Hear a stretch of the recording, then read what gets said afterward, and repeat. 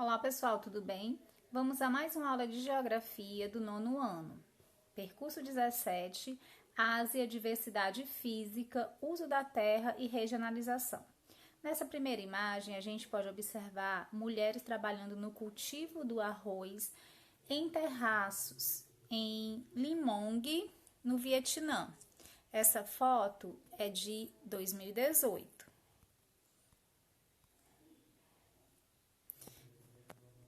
Vamos lá. A diversidade do meio natural da Ásia. Bem, a Ásia é um continente muito extenso no sentido latitudinal e também no sentido longitudinal. Ela se estende, olha só, dos meridianos 25 ao meridiano 180, a leste de Greenwich. Temos aqui a península de Chukchi, que é cortada pelo meridiano 170 a oeste, certo? Uma pequena parcela desse território asiático vai se localizar no hemisfério ocidental, onde podemos encontrar o Estreito de Bering, que separa a Ásia da América, bem próximo ao Círculo Polar Ártico. Olha só, 30% das terras emersas do globo se encontram na Ásia, com cerca de 45 milhões de quilômetros quadrados de extensão. A Ásia contém 45 países, tá? Temos uma grande diversidade nesse território, tá? Nós temos aqui a área do continente em relação às terras emersas em porcentagem. Temos aqui um pouco maior essa imagem, certo? Olha só um momento, vamos ver, aumentando aqui, ó. 30%, né, das terras emersas do planeta corresponde ao continente asiático, 28% à América, 20% à África, 9% à Antártida, 7% à Europa e 6% à Oceania. Então, claramente, esse gráfico mostra, certo, a extensão do território asiático em relação às terras emersas do planeta. Temos aqui, na figura 2, a Ásia, o mapa da Ásia político, né? O mapa político da Ásia em 2016, com todos os países, os 46 países asiáticos, certo? Então, vamos dar só uma olhada superficialmente, não vamos citar esses 46 países, mas só para que vocês possam visualizar, tá? Quais são eles. Olha aí como é interessante, né? A questão da Indonésia, que faz parte do continente asiático, certo? E temos aqui uma proximidade muito grande da Oceania, né? Aqui são os países arquipélago, que a gente vai falar, tá? Daqui a pouco, certo?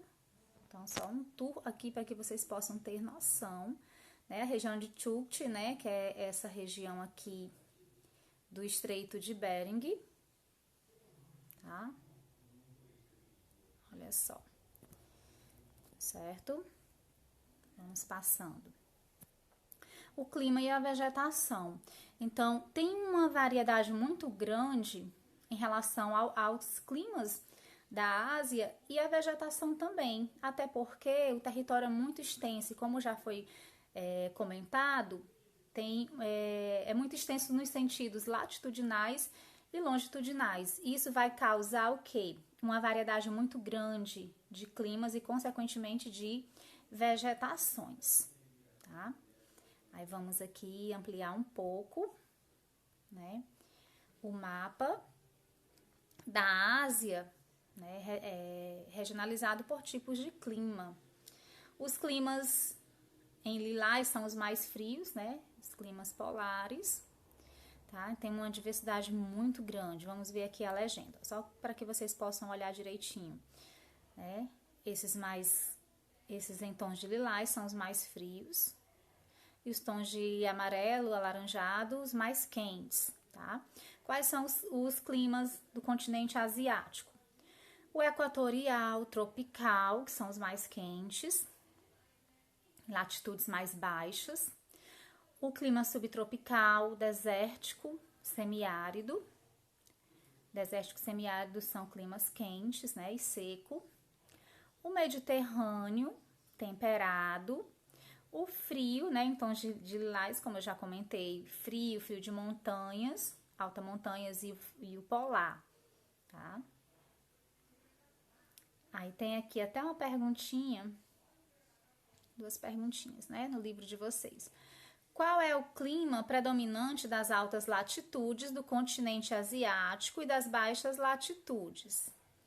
Então, os das altas latitudes é o clima polar. As altas latitudes são as regiões do planeta mais próximos dos círculos polares, tá? E o das baixas latitudes, que são as regiões do planeta mais próximos da linha do Equador, que é a área mais quente do planeta, é o clima equatorial, no caso. Temos outra perguntinha. Quais são as formações vegetais naturais existentes na Ásia que também podem ser encontradas em território brasileiro? Quais são elas? A floresta tropical e equatorial também pode ser encontrada no território brasileiro. A savana, que aqui no Brasil é chamada de cerrado, e também caatinga, que no nosso caso aqui é a nossa vegetação, né, a caatinga. E a pradaria, que também é chamado de campos, tá, na região sul. Vamos aqui, continuando. Nós temos aqui mostrando essa diversidade, certo? Climática e as formações vegetais, né? Como eu já falei para vocês, ela vai fazer com que exista uma grande variedade de formação vegetal, tá? Temos aqui na figura 4 a vegetação natural e as áreas de cultivo. Esse mapa aqui, ele está sendo regionalizado tanto pela parte natural quanto pela parte transformada, né, pelo ser humano com a agricultura, certo? Temos a tundra, floresta de conífera, também chamada de taiga, a floresta temperada ou subtropical, nesse outro tom de verde, a vegetação mediterrânea, as pradarias em amarelo, os estepes, nesse laranja mais claro, e o deserto, nesse laranja mais escuro. As savanas, né, que são encontradas aqui no Brasil com o nome de cerrado e caatinga. Floresta tropical e equatorial, que também encontramos aqui no Brasil.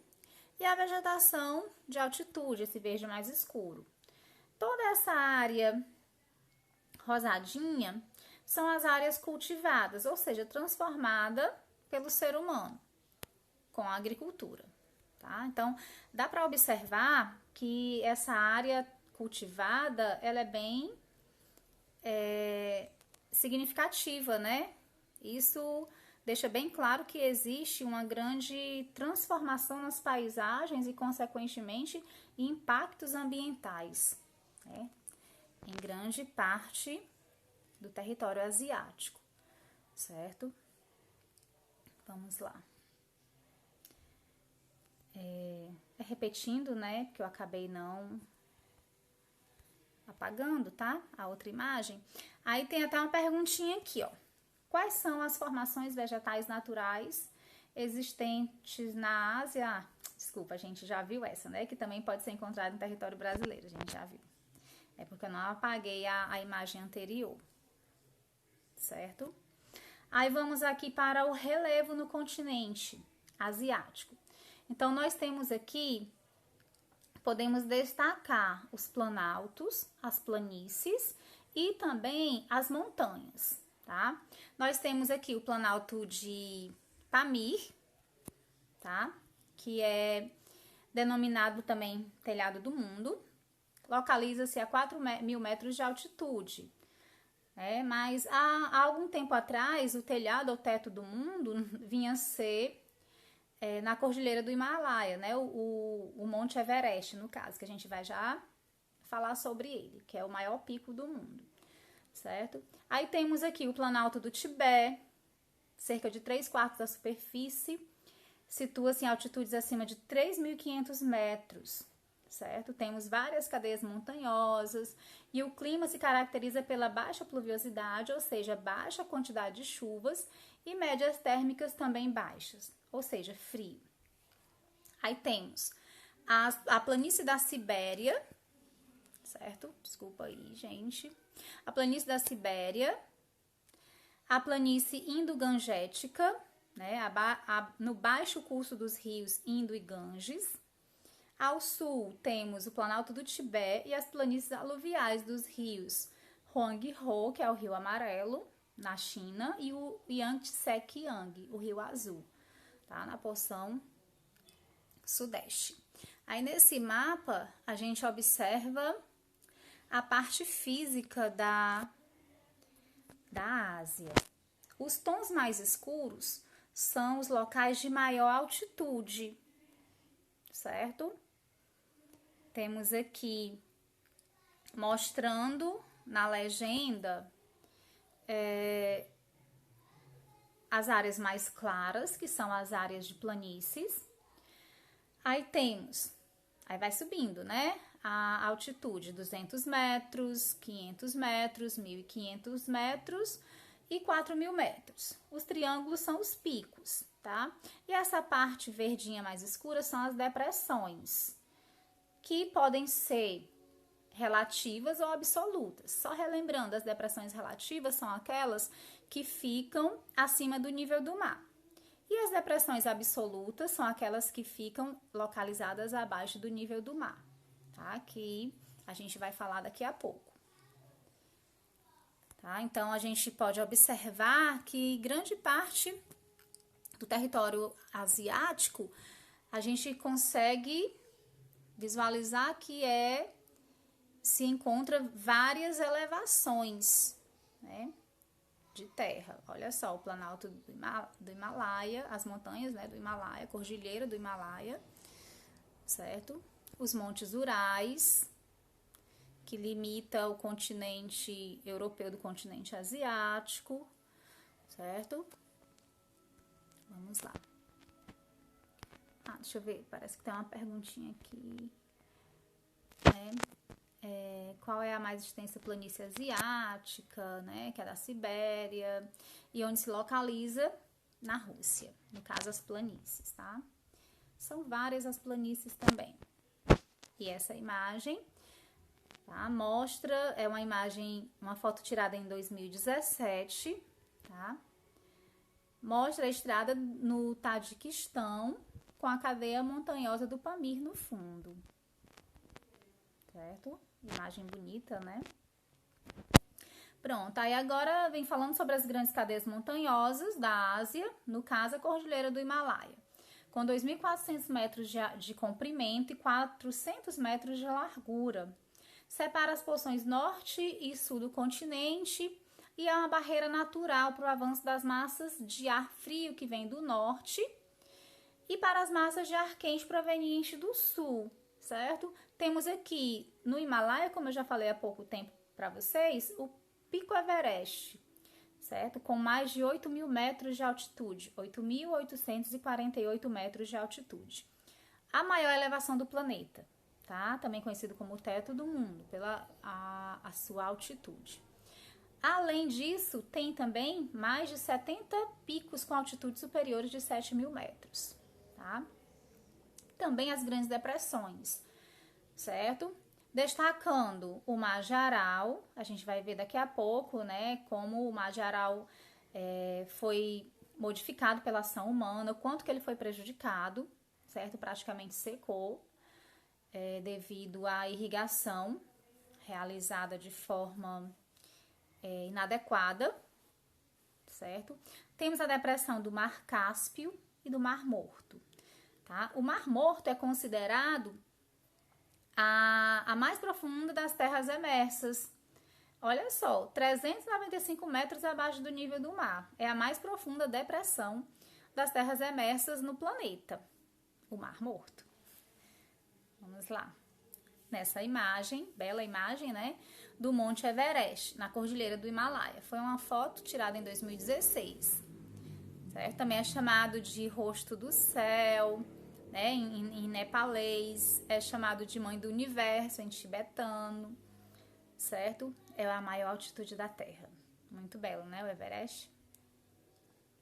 As penínsulas e as ilhas do continente asiático. Nós temos aqui um litoral bastante recortado, certo? Com várias penínsulas. Temos a Península da Anatólia, onde situa-se a Turquia, a Península Arábica e da Indochina, certo? São várias penínsulas no continente asiático. Temos também várias ilhas e arquipélagos, tá? Olha só, a maior concentração de ilhas e arquipélagos acontecem na parte sudeste do continente, certo?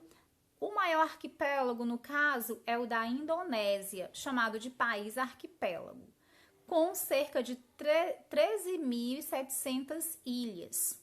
São muitas ilhas, né?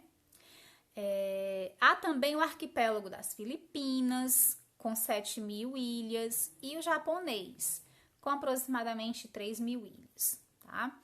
Então, temos o Himalaia, né? Tanto o Himalaia como os arquipélagos são formações geológicas recentes, tá? Destacando a atividade vulcânica, tá? Tanto na Indonésia quanto nas Filipinas e Japão.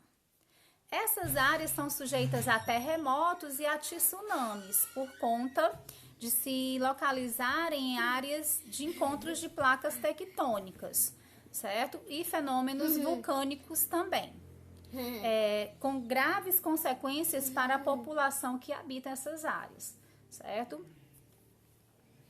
Temos aqui os rios extensos, ó, temos imagem, essa imagem aqui, edificação destruída na cidade de Mashiki, no Japão, pelo terremoto ocorrido em 2016, em abril de 2016. Imagem forte, né, mostrando a destruição causada pelo terremoto, que é algo frequente nessa região da Ásia, né, como já citado, por conta da localização mesmo, entre placas tectônicas. E os rios extensos e caudalosos da Ásia, tá? Temos aqui, entre os rios que nascem nas terras de altitudes elevadas, da Mongólia, dos montes Altai, que correm para o Ártico, certo? Esses rios vão correr e desaguar no Ártico. Destacam-se quais rios? Os rios Lena, Obi e Yenisei. No inverno, parte dos seus cursos se congelam, dificultando a navegação, pelo fato mesmo da localização geográfica ser bem próxima ao Círculo Polar Ártico. E tá também, não te esqueçam, nas terras altas do Himalaia, nascem os rios Brahmaputra, o Ganges e o Indo, que ao longo do tempo formaram imensas planícies aluviais, tá? No baixo curso, intensamente aproveitado para a agricultura, certo? Então, esses rios asiáticos, eles são de extrema importância para as populações locais.